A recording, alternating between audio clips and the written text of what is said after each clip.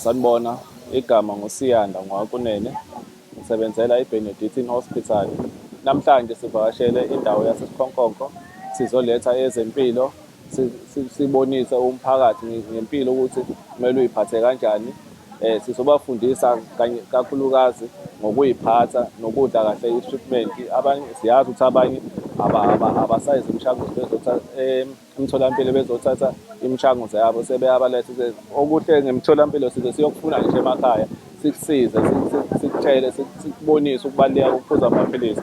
So ngoba silana eSikhonkonko sizo-reminder, sibakhumbuze ukubaluleka kokuphuza amaphilisi noku-check-a ezinye izifo ey'balulekile njengano-pap smear, uku-check-a igciwane lengculaza nakho konke, T_B.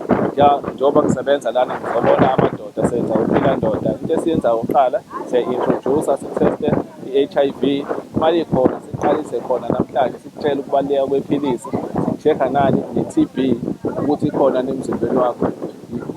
Kuningi ngeke ngikubale konke, ikona esikwenzayo nje namhlanje.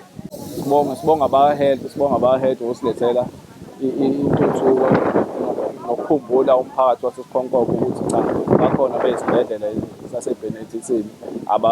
Ngoba sishilo nje sizogqugquzela ukuthi beye emaklinikhi bengasabi, kakhulukazi amadoda. Amadoda anale nkinga ukuthi ayasaba ukuza emaklinikhi, kodwa siwagqugquzele namhlanje ukuthi kubalulekile uhambe uyo-check-a izifo ngoba usuke ungazazi ukuthi uphethwe yini uma ugula.